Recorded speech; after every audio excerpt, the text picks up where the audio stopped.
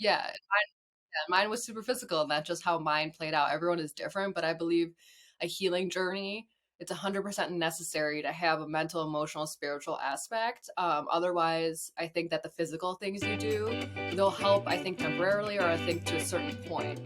But in my experience and what I found, that's not what's going to heal you. What's up, pals, and welcome back to another episode of The Passion Project. If you're new here, I'm your host, Hallie Smith. I'm a content creator on TikTok and YouTube. And today's episode, I'm going to be bringing to you guys an incredible guest. It feels like it's been a while since I've recorded an episode, so I'm super excited to be back. Hope you guys have been enjoying the most recent episodes. I missed you guys. So today, we're going to be having on Lauren Tamir. She is my friend that I met in Cleveland before when I lived in Cleveland, Ohio. She has an incredibly inspiring story. She's a CEO and inventor, so she invented something, that's cool, of HNTRESS, which is the first of its kind patented crossbody sleeveless hoodie. I happen to be wearing it today. Look at how cool this thing is. I have the brown one, but there's other colors. And you guys are going to hear all about that today. But not just that, the story and the meaning behind it. Because the hoodie is not only stylish, but it makes you feel empowered and stay warm from the inside out. Lauren, again, is incredible. And I think her story can help you and so many people in so many ways. So without further ado, guys, podcast beans, let's jump right in. Hey, look. There it is, even in Florida. Yes. Welcome to the Passion Project. Thank you for being on. Thank you. I wanted to have you on. I was scrolling the other day and I'm like trying to think of like who's super inspirational that I know, who embodies confidence, who has a really cool story that could be valuable to share with my listeners. And you came to mind and I was like, all right, I gotta have Lauren on. And I remember when we first met in the coffee shop, you were telling me your story about how you started HNTRESS. I was like, we gotta get that out there. So in your own words, I give you a little intro before this, but tell everybody who you are, what you do. Yeah, my name's Lauren. I created HNTRESS a couple years ago, and basically it's a clothing line that is meant to help women feel empowered, look good, and stay warm and supported from the inside out. So it's not only like fashionable, but it's really super functional, and it has a lot of meaning behind it. Yeah, we're definitely going to get into that. How did you come up with the idea for HNTRESS? I'm curious. So I was healing myself from chronic and autoimmune disease, and I went on this whole journey, and it was really hard. I was on like 15 pharmaceuticals by the time I was 22 to function. Oh my gosh. Yes, it was really bad. And then one day I just had a total meltdown, and I like ripped the medicine cabinet off the wall and just threw out all my pills. And I was like, I can't live like this, because if I'm this sick, this young, like, what do I have to look forward to the rest of my life? It was my senior year of college. And so then I just like had some coming to God, or I don't know what moment you want to call it, but I was like, I went on this journey, and I thought I was like, okay, I'll take a year and heal myself. But healing is non-linear. I found out very quickly. Yeah, unfortunately, you can't set a time limit on it. As easy as it would make it. Yeah, I was like, I'll just take a year and then I'll be good, even though I've lived like this for like 21 years already. So yeah, I was going to say, I want to unpack that more. So this is something, the autoimmune disease, you've dealt with your entire life. So yeah, I started getting sick when I was age 12. It was like I had my first migraine ever. And then from there, I just started like declining. So I was like classified as like fibromyalgia, Lyme, like depression along with that. And like you name it, like I was on 80 milligrams of Adderall prescribed for chronic fatigue, or else I couldn't like function. Wow. Thank God my heart still works. Yeah. And yeah, and so I had my body was like one big rock of fascia, because like it was so hard. You couldn't feel my vertebrae or see my shoulder blades. Like I was just one rock. Like it was in so much pain physically. So then I was like put on all these pills, like more pills every single year. And I just like wasn't getting better. I was getting worse. I was getting more depressed. I needed a pill to wake up, to sleep, to function, for pain. And it was just, I was surviving and I wasn't living, I wasn't like thriving. And I just came to that moment where I just had a total meltdown. Seriously. I literally ripped the medicine cabinet off the wall and started throwing my pills at the ceiling, at the wall, the floor. My cat was like dodging, like I wasn't throwing it at What is she doing? Yeah. And it was in an apartment, so I'm sure people heard. And I was just, I don't know, And I'm that very was at grateful. 21 years old, you said? That so Yeah. you dealt with that for over 10 years. You lived Yeah. like Mhm. that. Yes. That's Just about. insane. How did that impact your confidence, I guess, and just Oh, mindset on life? such bad self-esteem. I just Mm. wanted to be like my friends who like felt good and could do stuff, and I was just always trying to compensate. So I'd take more Adderall just to like go out later at night when I couldn't even function, basically. And I was just trying to keep up and like prove myself that I was normal like everybody. I would hide it. Like a lot of people didn't even know I was sick. I was like super ashamed. And like in high school, this group of girls that I was friends with, they were like, "You're," when I became started getting really sick, they're like, "Oh, you're too needy." And so, and Oh then my that goodness. that moment I That's like no shut down and good. never, yeah, and in that moment I shut down and I never shared with anybody for a long time that I was sick. Yeah, I can imagine that had to be so heavy on your confidence. So that was it. Yeah, it was tough. Yeah, I'm sure. And so then that took you to the day, your essentially breaking point when you were throwing your medicine cabinet. What was that, like what was going through your head at that moment? What had happened was it was my senior year of college, and my now husband and I were living together in an apartment. And by the time I was getting home from class, it's like I was done. Like I was just like no steam. And he would always come down, grab my backpack, and like kind of help me up the stairs, essentially. And that day he wasn't home, so I made my way up, and I just went. And the first thing I would do when I would come home would like be like, "Oh, what pill do I need to take now?" And so I looked at that thing. I barely got up the stairs and I was just like, I'm done. And so that was going through my head. I was like, I can't freaking do this anymore, was like Mhm. more volatile words. Yeah. And that was the moment when I was on the floor just sobbing after I was throwing all the pills. I was like, there has to be another way. I was like, I cannot live like this the rest of my life. Mhm. So I decided to go, in that moment, I decided to go on a journey to heal myself or die trying, because the alternative, like there wasn't an alternative anymore for You me. just couldn't live that way anymore. Yeah. Hmm. So what was that first step like? Cuz I know thinking of like a healing journey, it just sounds like a giant mountain. It's like where do you start? Well, in that moment, I threw out every single medication cold turkey. All Wow. the 15 pills minus two. I kept my migraine medication because I had really debilitating migraines where like my speech would go, half my body would go numb, like Wow, that's really bad, scary. really scary. And then Adderall because I couldn't function without it at that point Mhm. in college. So I kept those two. I threw everything else out. And it's not like I recommend that for people, but for me, I'm an Aries. I'm like all in or nothing, you know? Yeah. So that's what I did. And then I just started researching, like in between finishing up, I was in business undergrad, in between like doing case studies, I was like researching like natural health for like fibromyalgia and like muscle pain and what do I do? And then, all my friends, when you graduate, you want to go like travel or do something. Instead, my parents were like, what do you want for your graduation present? And I said, I want to go to this natural healing 1 week seminar to learn more about different modalities so I could see what I could apply to myself. It So, sucks how bad, like, in our society, you really have to seek that stuff out. If you want an alternative to the typical medicine and pills, it's so yeah. difficult to find stuff like that. So that's really cool that It you were able to find a camp. Or was it a camp or a retreat?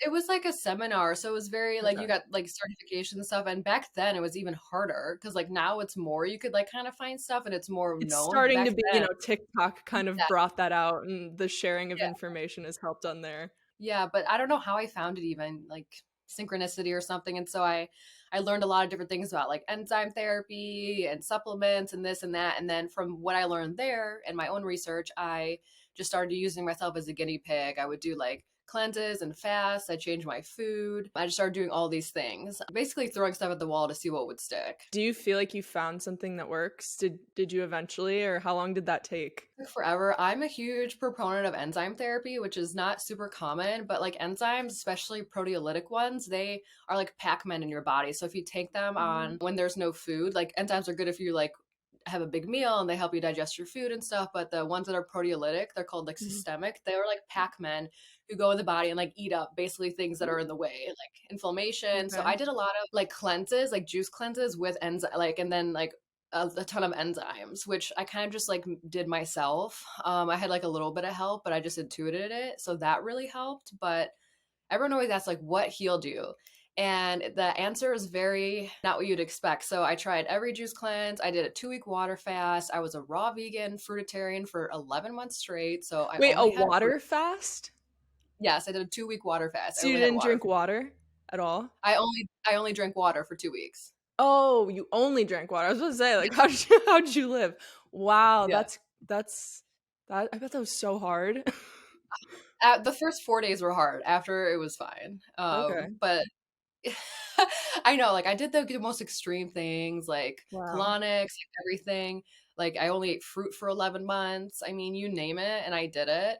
And it wasn't until I started healing psychologically and emotionally and subconsciously that my body followed.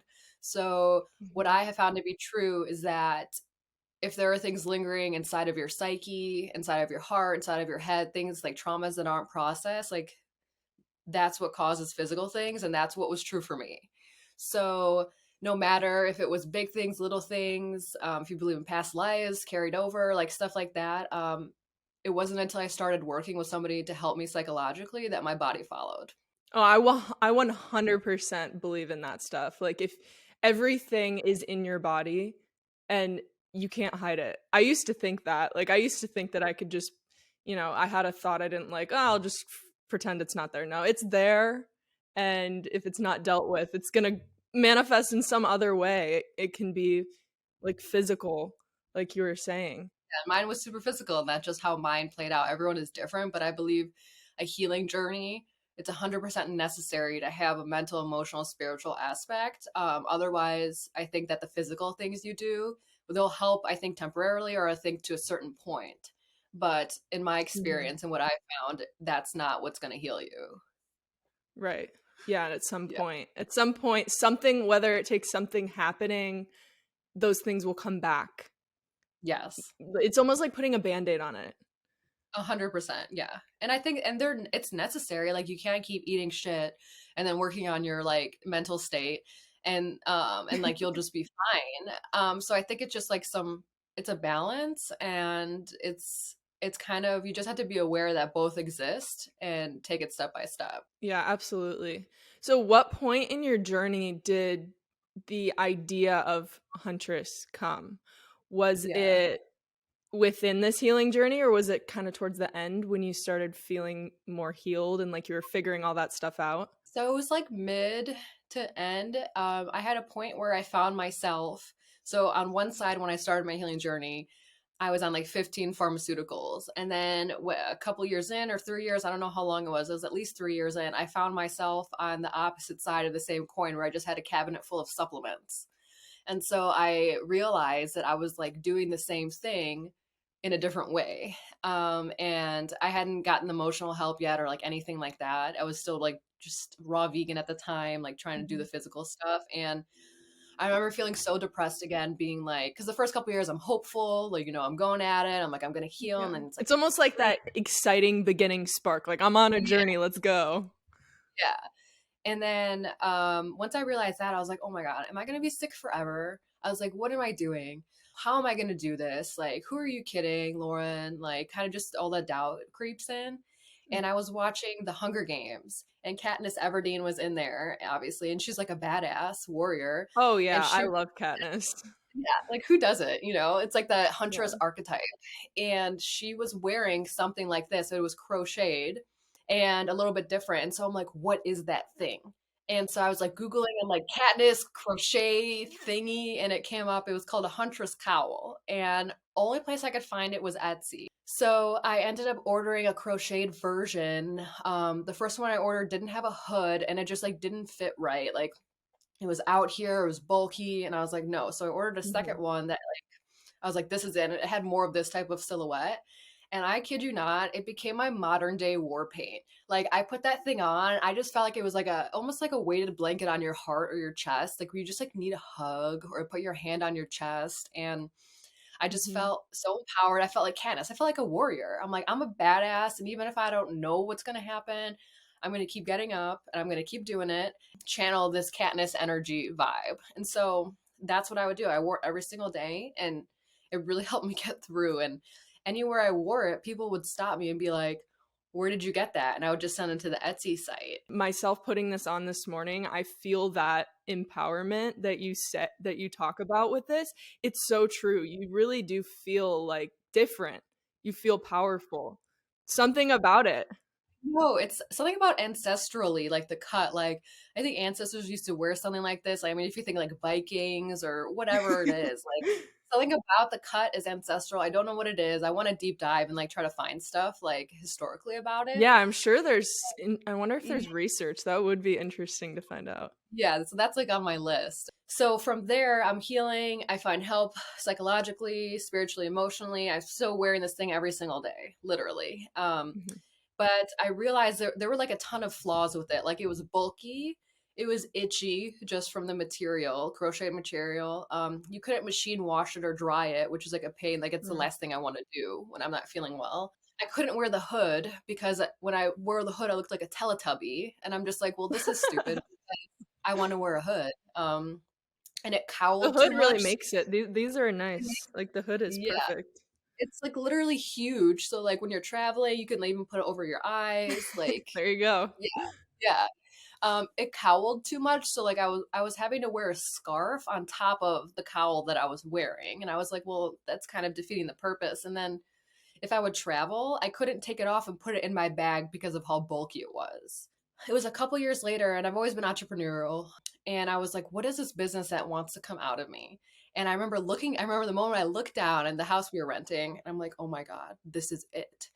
And so it was 2020 where I found a pattern maker. I worked with her and I was like, this is the design I want. Will you help me? And so she helped me design and like perfect it, what was in my head and like how I wanted to make it better into like an actual physical garment. And then I filed a patent and sourced material to launch with and ended up launching in September 2021. Wow, that's incredible. From anyone looking outside in at a business or a creator, things can look like overnight success, but how long did it take you to get that idea from like your brain to being physically like the patenting process and the design process? How long did that take? Well, it was hard to find somebody. Well, first, it's like, I don't know what I'm doing. I've never done clothes before. I don't have a fashion background. Mhm. I don't even know how to sew.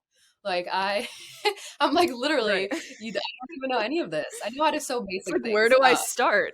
Yeah, so I'm like, okay, I think I was like, it helped that I had a visual of something. So I had that original Huntress cowl, and I was like, okay, I want to base it off this, but I need to meet with somebody and show them what I want it to be like. And so I sought out some pattern makers. A lot of them said no. One finally said, okay, I'll squeeze you in. Basically, did me a solid. Probably felt bad for me because I keep emailing her. And so I worked with her. It was a few weeks. Like, so she basically, we Zoomed and I would show her. I wore the hunter's collar. I was like, this is off, and this needs to be longer. It needs to go up here more. The hood needs to be functional. And so I think we went over, I think 3 iterations that finally had it. And then when I had that, then I'm like, okay, I really want to replicate the feeling of the crocheted version. But crochet, number one, also you can't automate that.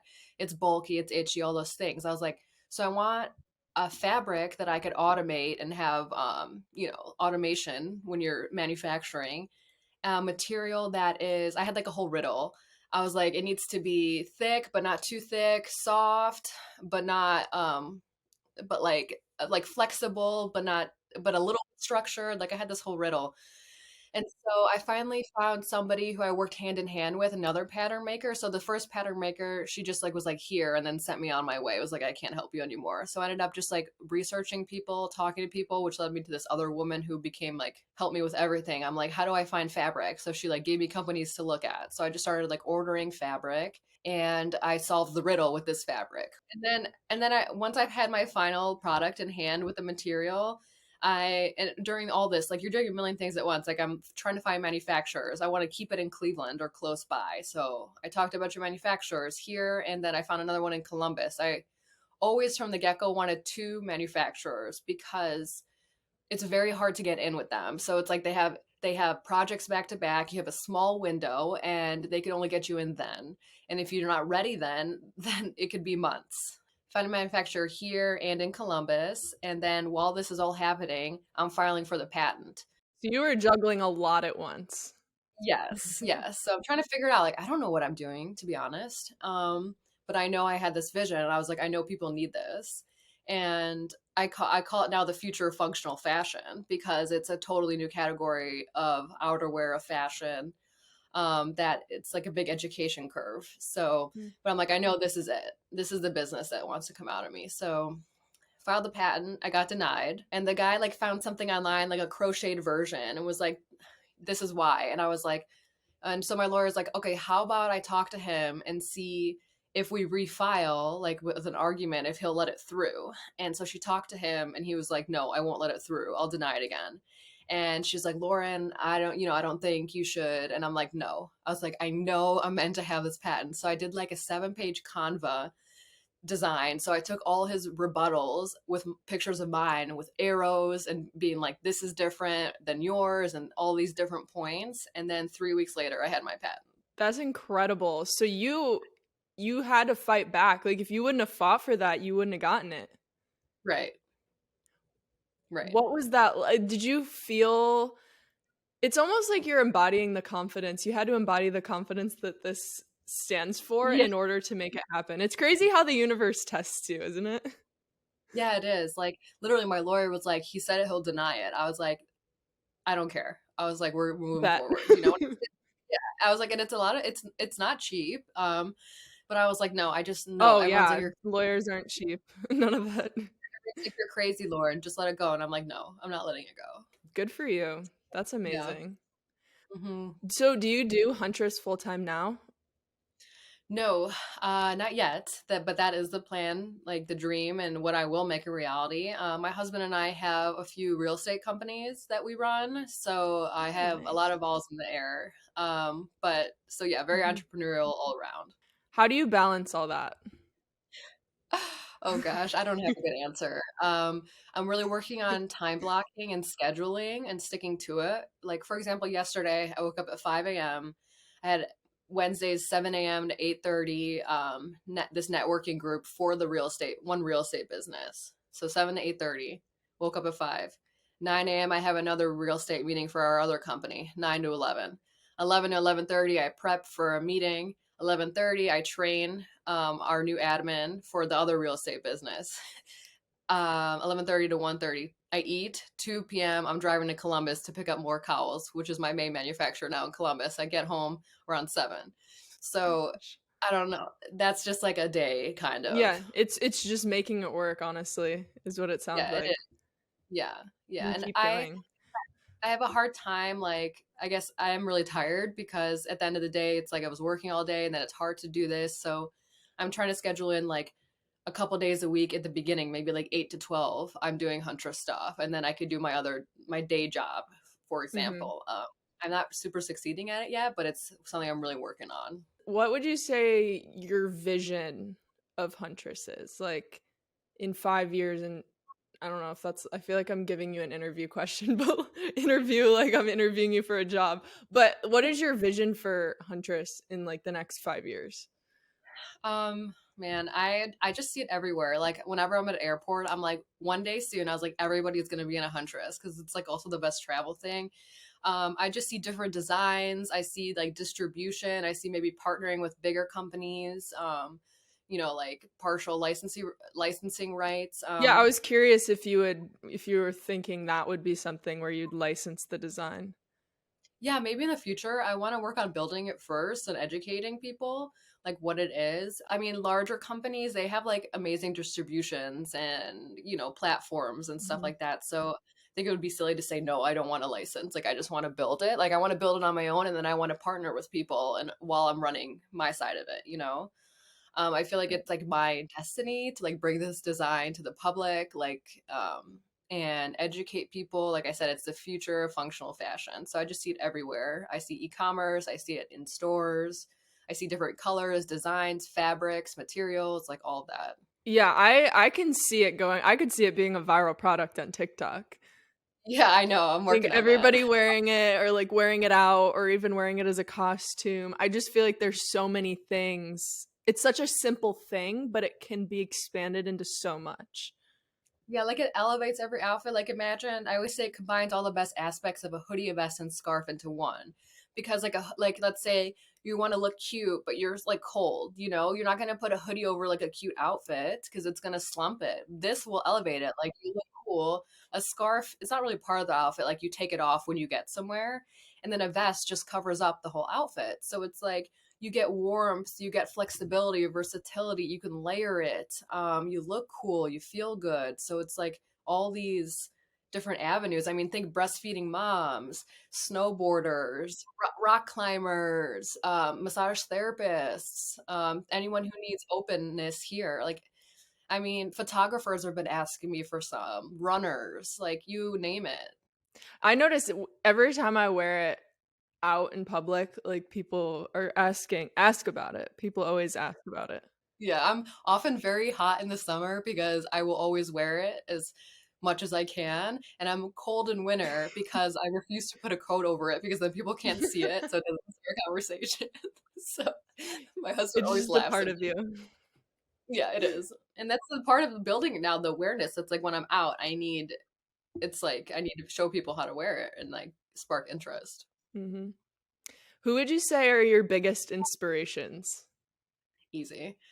Sarah Blakely. She has been my biggest expander and like business, someone I look up to a ton for since I could remember.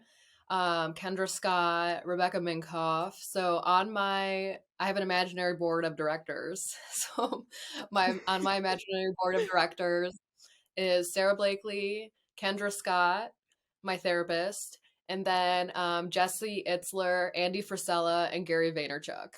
So I Wait, always I kind of love chant. that concept of having an imaginary board of directors. That's I Yeah, might steal that.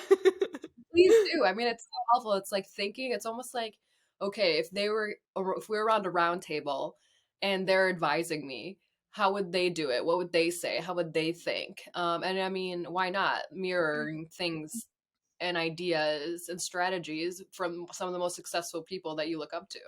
Yeah, and I've been thinking lately, and I'm sure you can relate to this. It being a creator and being an entrepreneur, it can be lonely sometimes. And the thing that always keeps me going is any sort of team, like I'm building a team, a community. Like it's more than just me being stuck in my brain. So I think that anyone, if looking to, build a business, be a content creator, do anything on your own, you kind of, at first, before you can hire a team, you have to have that same ideology to get there. So I think that's a great way to do that. And you're not alone. Like think of the people who've gone before you. Like I call them expanders. It's like who has done what you're doing in a way that you like there's a lot of different ways to do things, but who do you really like resonate with? And it's so lonely. It's not like, I'm glad you said that because it's a good point for people listening or going through it. Like it's not easy, it's lonely. Like my Saturday nights are often down here. I say no to stuff because I have to do this or I want to do this instead. And it's like you're getting your priorities in the way, and people are not always loving that you're not available, or people don't understand what you're doing. And it's just is what it is. Mhm. Yeah. Yeah, and to be able to stick to the vision and the mission in those times can be really hard if you feel like it's just you. But if you feel like you have those people you're looking up to and those other, even if they're not physically there, the accountability makes all the difference. Yeah. And what I have just recently heard that's really helped me is like when you're feeling like that, think of who you're serving, like, and then it makes it more just about you, like the videos you make. Like imagine how much joy that brings to people, and Mhm. content and help. And for me it's like I want to get to the point where I build this business where I can make 10,000 cowls just because I feel like it and donate it to whoever needs it, you know and like I donate one for every 10 because I'm imagining all those people going through things. And so when I was going through my thing, I was in natural health, like also helping people, but I realized people have to want to help themselves in order to get better. And I was like, what if I could make a product that help inspire somebody to help them get through whatever they're going through?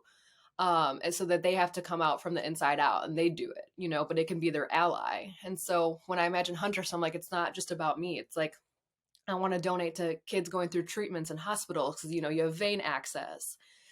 other women, like anybody. So that's what helps me in those times when I'm thinking and feeling like that. Yeah, I love that. And for me, I have to lean on vision and like people kind of holding me to my vision when I'm dealing with hate comments, because that's what I get a lot, or people saying like you're like narcissistic, why are you doing all these videos of you?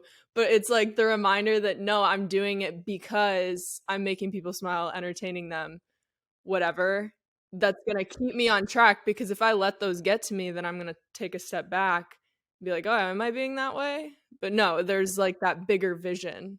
And remember, people who are saying things to you, like nobody who's working on themselves and doing something with their life is going to comment and say that to you, or anybody. It's the ones who aren't doing, the ones who are just judging people. And nobody who's doing something worthwhile is ever going to say something like that. Exactly. It's always a reflection of someone hurting Yeah, inside. deflection. They haven't built from the inside out yet. Yeah, yeah, truly. So this has been a great conversation. But I Agreed. want to leave the listeners with one last, ask you one last question, one last piece of advice to leave them with. If somebody were kind of in a similar place you were in, they have a big idea, maybe they don't feel like they have the confidence, they're healing, the motivation, the resources, where do they start? If you're at that low place, where do you start? You just have to take one step each day. And it's not always going to be perfect. Like, I'll just give an example and then backtrack. Like, I named Huntress for a specific reason because it's the archetype, this and that. I'm now at the point where I actually have to change my name because Hunter Boots came after my trademark. So it's like, I don't know what I'm going to name it. So it's like, and from the beginning, I couldn't think of a name, but I just knew that I needed to start somewhere. And I was like, if later down the line I had to change it, I have to change it. But like now I have to change it, and I could be mad and be like, oh, I shouldn't have done that or whatever, or be mad at Hunter Boots. But like seeing You it as an dang opportunity. boots. Yeah, literally. I was like, we could have collaborated. Come on. Yeah. So like that's tough, but like because you want it to be perfect, right? When you're starting, Mhm. I think that like stops a lot of people. They're like, I don't know how to do it, or like I have friends being like, I'm going to start this, but like I'm not super qualified. I'm like, girl, I can't even sew. Yeah, you can't.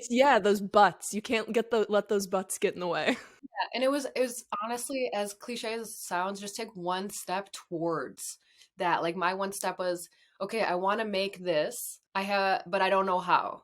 Who knows how that could help me, that I could pay to help me, or that I could go to the library to learn. Like if I wanted to, I could have learned how to sew myself. There's YouTube. There's a ton of resources. So just my biggest thing is just taking the first step. There's this video by Steve Harvey that it's called you got to jump, and it's like this 1.5 minute video. He's in a parking lot and he's just like, you got to jump. So every time in my head when I was like, I don't know what to do, or what I'm thinking of having to do feels scary, I think of Steve Harvey. I love that. You just got to go for it. It's essentially just constant problem solving. Yeah, it's like you wanted to start making content. What did you have to do that? You started learning how to make content, or you tried one video. Like I didn't even know how to make a video, and I downloaded a million things, and then finally I started using Splice, and I'm like, oh, this is so easy. And I don't know why it took me so long, but it's like if you want to do something and you don't know how, next step would be, what is the next step, so I can either learn how to do it or somebody can teach me or I can pay somebody to help me. Yeah, exactly. Lauren, thank you so much for being on. This was incredible. Your story is so inspiring, and I think that this episode is going to help so many people. How can people find you and Huntress? Well, right now it's called Huntress, Huntress without a U. So HNTRESS, and Huntress Wear, so like outerwear, but Huntress Wear at Instagram. Same thing with TikTok, and then same thing with my website. Awesome. And everything Lauren said is going to be linked in the show notes so that you guys can check her out. You can check out Huntress, and you can get yourself one of these cool, comfy, I always forget the right terminology, cowl, right? Sleeveless hoodie cowl. It's a crossbody sleeveless hoodie. So. Crossbody sleeveless hoodie cowl, all these things, but it looks really cool and it's super empowering. Lauren, thank you again for being on. And if you guys have any other guests you want to see on the show, let me know. Peace out, pals.